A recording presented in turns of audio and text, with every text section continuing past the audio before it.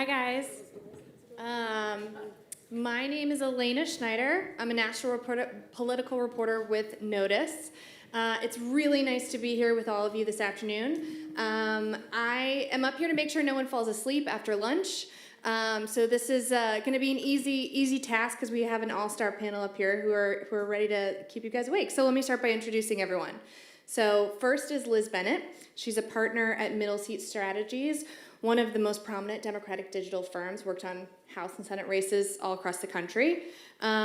Next, we have Adam Green. Adam's the director of the Progressive Change Campaign Committee, a group he co-founded back in 2009. It's been at the forefront of raising money and gaining attention for progressive candidates and advocating for progressive causes ever since. And then lastly, we've got Matt Coos at the end here. He is Pennsylvania Congressman Chris DeLuzio's chief of staff. He's not just a staffer, though. He's worked on campaigns and is very wired into the labor movement, so we've got a lot of expertise up here on stage with me today. So thank you so much for joining me this afternoon. Thanks for having us. So we're going to talk a lot about tactics and messaging and how Democrats can reach or trying to reach voters who really do not want to hear from them right now. Maybe a little bit about the 2028 primary because, we just can't help ourselves. Before we get into all of that, though, and I know that some of this has already been discussed earlier this morning, but we can't start without talking about New York and everything that happened last night. So in my conversations with my sources last night, there was certainly a lot of, for those who were jazzed about it, a lot of excitement about the possibility that, or, depending on who you ask, concern about the possibility that this is a Democratic Tea Party moment. And based on everyone's reaction, I can't wait to hear what you guys think about it. Do you see this as a Democratic Tea Party moment for the party, given the victories that we saw, particularly from DSA-aligned candidates out of those 3 New York races?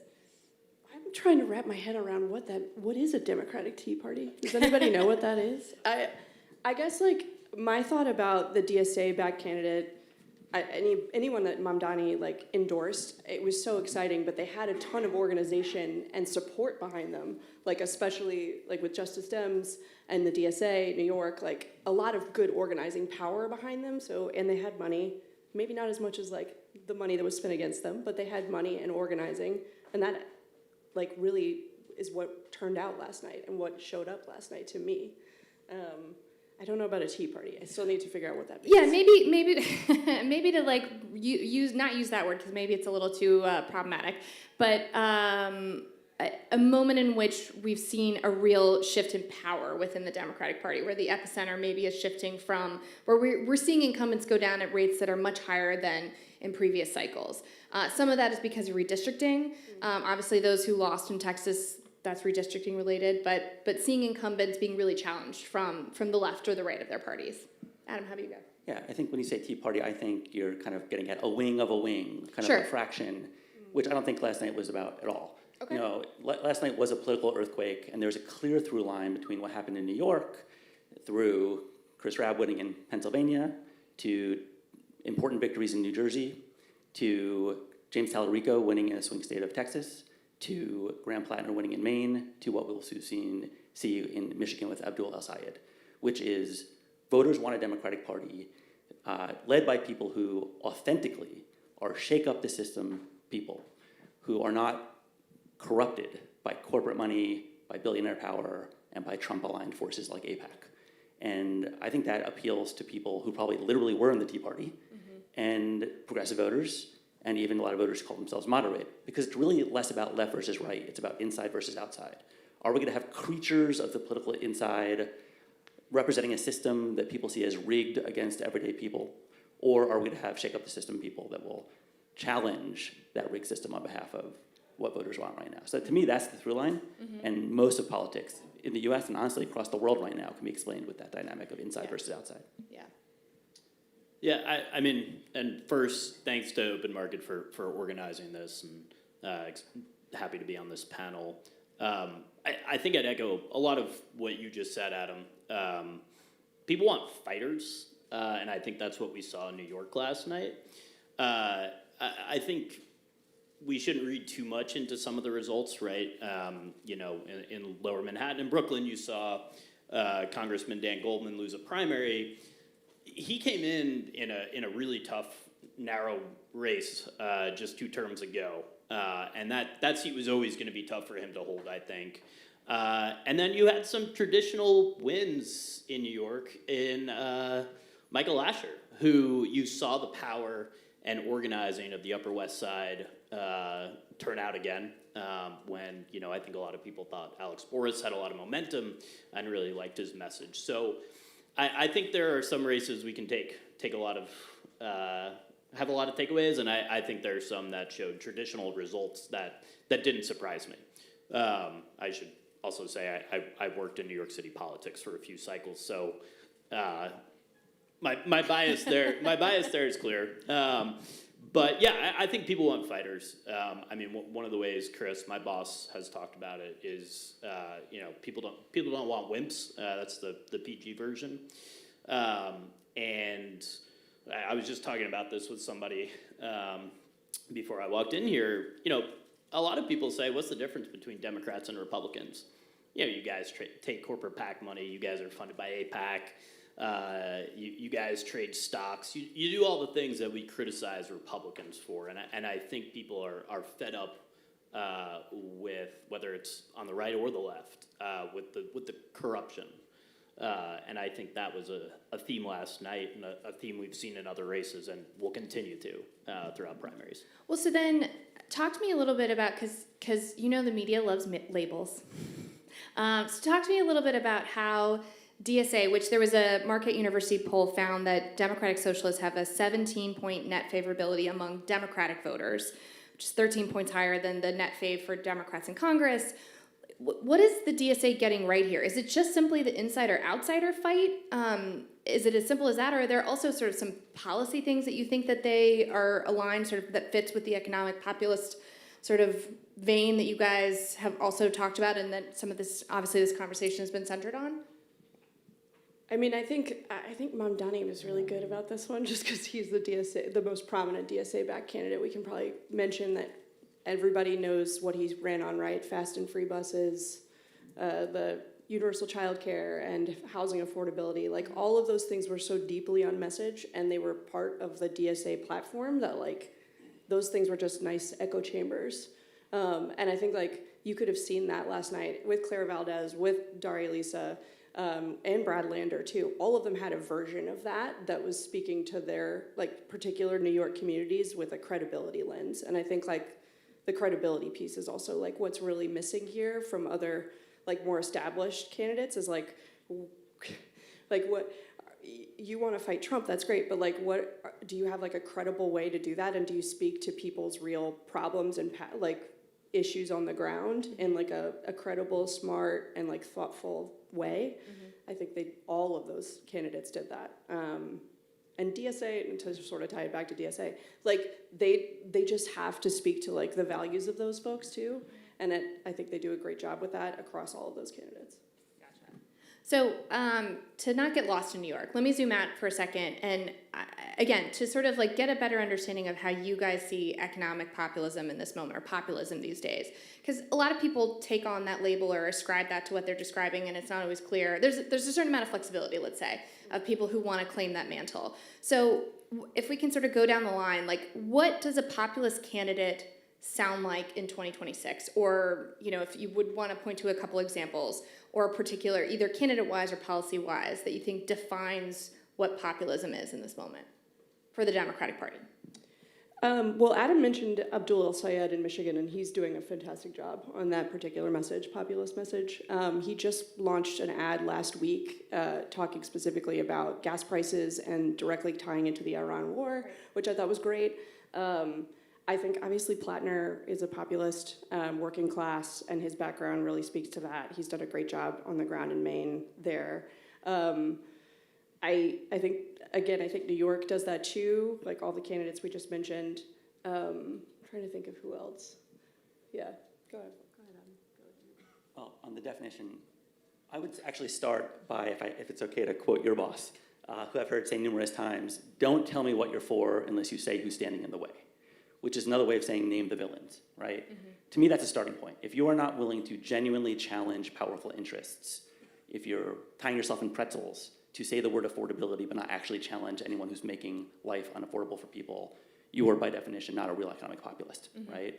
I would then actually quote Morris Katz, who worked for, Zoran and everybody else these days. But he said something recently which was, what you say on policy or values only matters if you're believed, right? So Chuck Schumer and Zoran Mamdani saying the exact same thing at a press conference does not have equal weight, right? Chuck Schumer is not credible when he talks about challenging billionaire power or corporate power or AIPAC or Trump or anything else the way that Zoran is. So I would, at the end of the day, point to people like Graham Plattner and Abdullah Syed and many other people that we've talked about already as being from the gut fighters of a rigged economic system who are willing to name villains and willing to go to bat on behalf of the little guy against the big guy. And the from the gut part is a big part of it. Are they believed? And unfortunately, we don't have enough Democrats that are believed, and which relates, I think, to your DSA question. Like, if you, again, I just see the whole world through inside outside these days. Once you wear those lenses, you can't stop seeing it. And it's like the Democratic Party is a crusty barnacle in the eyes of most voters, right? They're not looking for someone to say, hey, I'm here from the Democratic Party and I'm here to deliver a well-poll tested message, right? Someone running, whether it's under the DSA label or any other label, who's basically sending a signal to voters that I am not a creature of that political world. I am challenging those leaders themselves and the powerful interests that those leaders are not willing to stand up for will attract support regardless of whatever label they put on themselves. Well, it's not really fair you quoting my boss because you took what I was part of what I was going to say. Sorry. No, I mean that's exactly right. If you're not willing to say who you're fighting and why you're fighting those folks, and you're worried about offending donors or corporations in your district or your state, then to answer your question, I don't.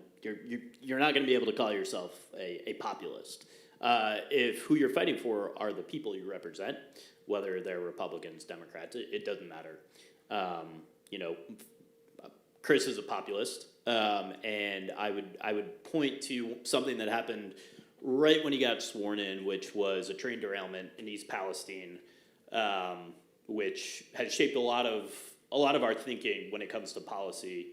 And it happened in Ohio, but right on the border. And the constituents it impacted voted for our Republican opponent probably 75 to 25 in that part of the district. I mean, it is maybe the reddest part of our district. And that didn't matter, obviously, because you serve everyone. But we've heard such enthusiasm from that part of the district as soon as we started going after Norfolk Southern. And we named them. Again and again and again. And we took that rail fight to D.C., and we introduced a bill with J.D. Vance as our Senate lead. It didn't matter, because we were going to fight for our constituents, and we were going to take on Norfolk Southern and that power. And, we saw the op-eds placed in the Wall Street Journal and Jeff Bezos' post about what a terrible bill this would be. And to me, that only lights a fire even more when you know who you're fighting and you see those op-eds and you say, all right, well, we're pissing these guys off. We're doing something right. You gotta piss people off a little bit. So what advice then are you giving to candidates about what villains to pick? I mean, is it something that's specific to the district that they're in? I mean, is it just helpful to go after, I remember Connor Lamb back in 2018 made Nancy Pelosi and not voting her a central part of his playbook, and I feel like that was sort of an early precursor to the Schumer of it all, of I'm not going to vote him. I don't know how effective that actually is all that much to voters, but are there other examples or other advice you're giving to candidates about ways to sort of put distance between yourself? Because it sounds like in terms of all of this discussion here already that's part of the formula. Well, I'll jump in there. I think it depends where they're running.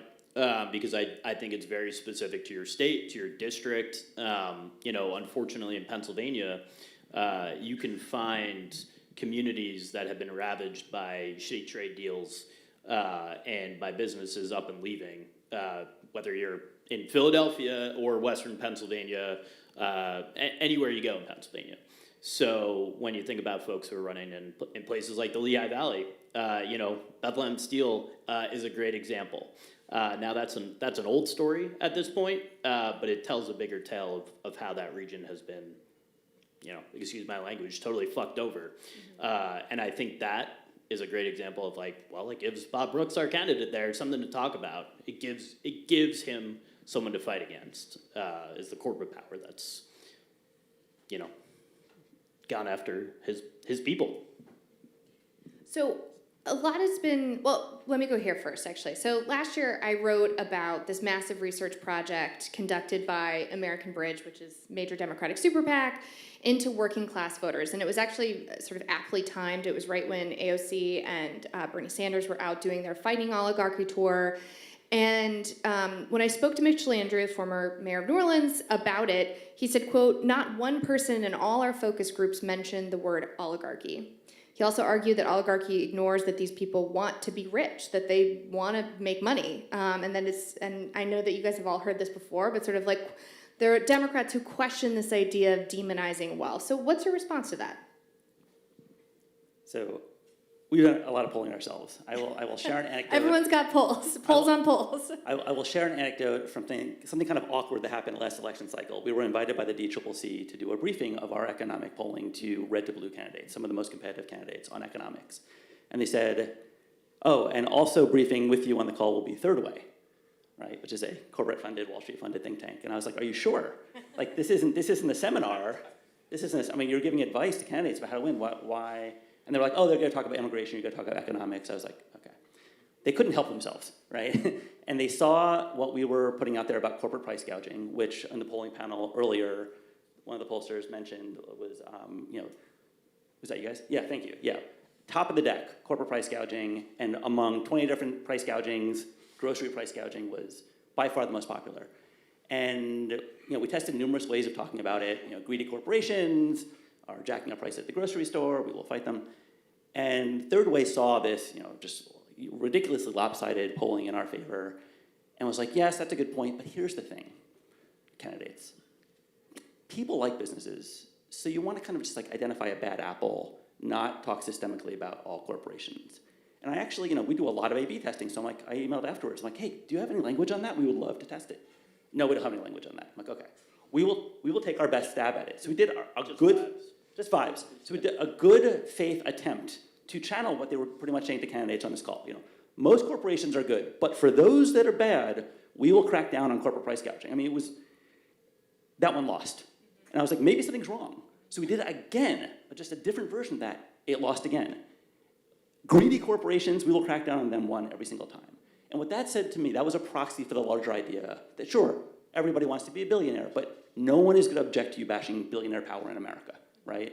Yes, people like their employer. No one is going to be skeptical if you say there's too much corporate greed and we're going to crack down on that. So I just completely discount that argument, even when they're pushed to give data or even give language, they don't have it. And I was literally talking to a candidate like 2 weeks ago who said to me that she is trying to fend off her consultants because she wants to talk about corporate power, and her consultants are like, don't do that because your constituents have employers. And she's like, I don't think that's right. And I was like, you're right. Trust your instinct, push back. So anyway, that's the... Yeah, that's really interesting insight there. Liz or Matt, do you want to chime in on that one? No? Sounds like she needs new consultants. So, Adam, you've got a ton of expertise in or I should say a long view on the progressive movement. And I wonder if you can talk about what it's been like in this moment to talk to candidates and their willingness and openness to the message that you think is the winning message in this moment and compare it to 2009 and 2010. What has changed? Is it just simply time, as lame of an answer as that is, or is there something about the candidates, the generation, what has happened? Like, it does feel like something has sort of shifted. I love that question. Thank you for asking it. Things are shifting. If we've talked for a long time about a battle for the soul of the Democratic Party, the battle is being won by what I will call the Elizabeth Warren, Bernie Sanders forces that have been advocating for a long time to front-load economics to the top of the heap.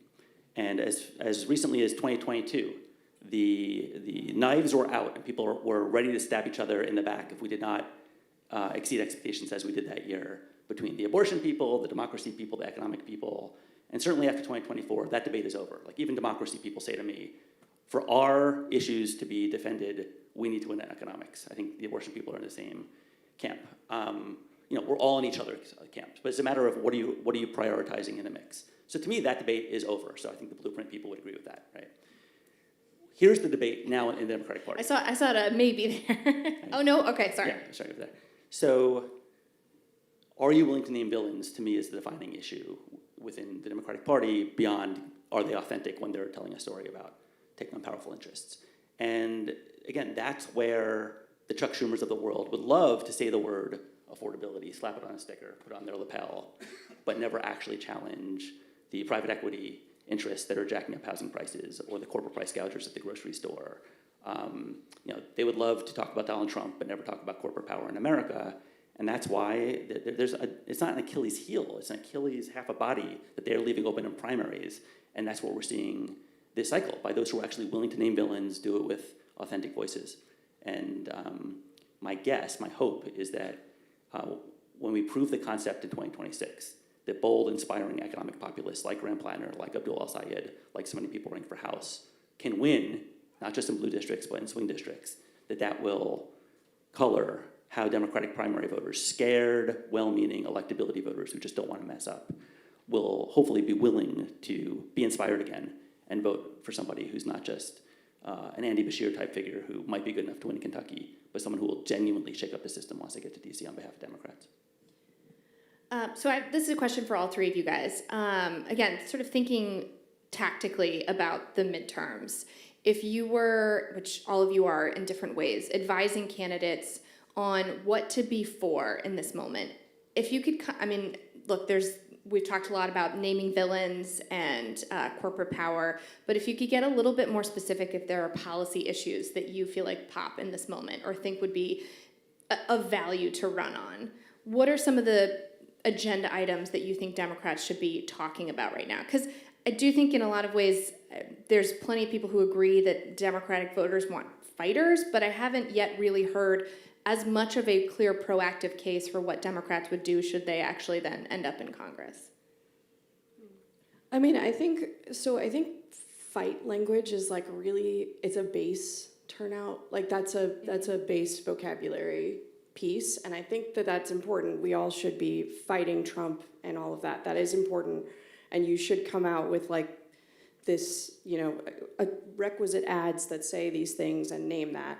But I think that like a lot of candidates that are getting it right are, again, back to the credibility thing, are like building the case by speaking to the issues of the things that people care about on the ground, that where they're from. If it's Michigan, if it's Maine, like, and speaking to those things over and over and over again. Like it's not enough to just say you're going to fight Trump, I don't think. At least I've never agreed that. Yeah, so what are some of those things that, maybe it's easier to do this as mayor, right, or governor, because you are then the executive who's in charge, and, so maybe I'll change the question to, if you had Jeffrey's ear of what the national party should be trying to lay out there as their one or two, like, bumper sticker examples of what they're going to do once they get to Congress, what would you advise them to say? Well, I think you've seen the Progressive Caucus actually roll out what an HR 1 could look like. And so I think the bigger question is, there's going to be some infighting. There already is. There already have been pieces about the infighting in the caucus as we head towards what I think is a majority in November. And so I think it's a tough question to answer as a party. I think the populist progressive wing of the party has a vision of legislation that can actually bring down costs for folks. And it's the stuff we've been talking about. It's going after price gouging. It's taking on private equity from, in housing to, youth sports, which always sounds like a bit of a novel thing, but is something that impacts millions of Americans with kids who play youth sports. So I think we do have an agenda within the party. I think we just don't have an agenda as a party yet. One curveball was when you said, if you were advising Hakeem Jeffries. Yeah, I wasn't touching that one. I'll let you take that. Part of the problem there is, the incentive of a leader is to find the lowest common denominator across their entire caucus. I think the question I would pose to myself is, if I were advising a red to blue or just swing district Democrat, what would I advise them? So again, my starting point would be Graham Plattner. Graham Plattner, if you listen to him, again, we're Elizabeth Warren people, but he does not say, I have a plan for that. He tells a story about power. It is captivating. I've been in these rooms where you have these donors who gave to Alyssa Slotkin and give to a lot of moderate Democrats, but their jaw was dropped as they listened to him just tell a compelling story. They were glued to every word, and sprinkled in his story about how the system is rigged. It's not your fault. There are larger forces in society, including big tech, including big insurance, big pharma. I'm going to be a force for change. And then he sprinkles in, I support Medicare for all. And he'll sprinkle in, we need accountability for AI companies or big tech, right? But it's not a policy platform. It is a supporting detail on a larger story about power that sends a signal to people that, oh, he really gets it, he really means it. And I think that's first and foremost. I mean, I will ironically say the vibes actually matter before the supporting details, but then the supporting details matter. One plus point, I think, is to not be saying the same thing that Democrats have been perceived as saying for the last 20 or 30 years, right? Because then, again, your values are only as believed as you are authentic and believable as a messenger for that idea. And so many infrequent voters, people who tangentially follow politics are like, yeah, I've been hearing you talk about the minimum wage forever.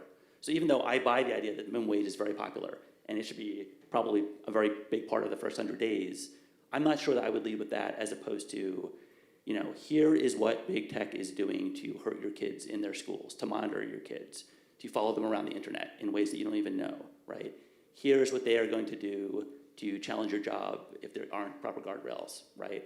Things that, in my mind, aren't like HR1 or anything like that, but are a proxy for a larger story about power that Democrats need to say and be believed in this moment. What about, oh, okay. Do we take questions? Yeah. Oh, amazing. Okay, sorry, I missed that memo.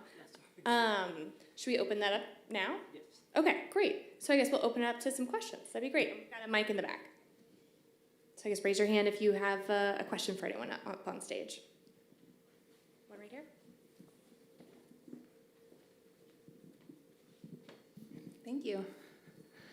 So building on what you were just saying, Adam, about sort of shifting the tone to new subjects, perhaps, that are more speaking to the moment we're in. I think, and then related to this other theme that's been coming up about the credibility gap. Research says over and over that Democrats are not as credible on the economy. We're credible on healthcare. We're credible on reproductive rights. And so conventional wisdom has been, lean into your strengths, right? And I see where that can be helpful. And we still face this credibility gap on our economic message. Like affordability isn't really landing. So how do we shift that? I think that's really the theme I came here to learn more about. So maybe you could talk more about your thoughts on how do we both build on our strengths and lean into where voters see us as weaker and repair some of that. Well, I was just gonna kind of tie it back to, do we still talk about 2025 at this point? I'm not sure. We're allowed, okay, great. Well, with Spanberger and Mikey Sherrill, right, Sherrill spoke specifically about utility costs. Spanberger was talking about affordable housing. Mamdani also, obviously, fast and free buses, all of that. Again, those are specific ways that they were able to name the affordability thing without saying affordability, because nobody knows or cares about what that is. As somebody who works in the fundraising and paid media space, we're always trying to figure out ways to convince people that affordability is a buzzword that works. It's not. It's only going to work if you can make those words gel into something that matters to people, and utility cost matters a lot to New Jersey folks, which makes a lot of sense. So yeah, I mean, that's what I would say about specificity related to that. Don't believe the polls. I think for the same reason that the words left and right are broken in this current era, honestly asking people, what do you think about the economy, right? If you ask them, who do you trust more to tax billionaires? Democrats. Who do you tax more to go to bat for workers? Democrats, right? Economy, what does that even mean when they hear that word? I just think so much of polling is just dumb and broken, so I wouldn't be freaked out by that. The idea that we wouldn't talk, I think we all do accept that working families want people that connect with them on their issues. So why on earth would we not address those issues? That doesn't really make sense to me. But this is a problem that we have in our party. And again, I've heard members of Congress talk about how the polling that is brought into the Democratic caucus, by definition, is lowest common denominator stuff that no one will object to. So they'll get a ton of polling on abortion, but almost no polling on challenging corporate power, because that might offend the New Dems or the Blue Dogs or something like that, which is a structural problem, because then they all go out and talk about something that is not the top issue for voters, right? Zoran was believed on the economy. However you word it, he was believed. So if we're not believed, just be believable. Maybe nominate people who are believed would be my simplistic solution. Yeah, and I'll just add, I think what you're expressing is a big problem we have, that some Democrats are afraid to talk about the economy because they think we're not believed. And I've sat through those polling briefings too, and you'll see abortion at the top of it. And when you add up all the issues they break polling down into, all of a sudden you're sitting there saying, well, it's the economy. Very clearly is the thing that people care the most about. But there's not the motivation, let's say, for some in our party to talk about that. And I think that's a problem we have as well, is that some people are afraid to talk about it. We have to talk about the economy and how we make life more affordable without using buzzwords and actually showing them real examples of how we can make life more affordable and bring costs down. Other questions? Hi there.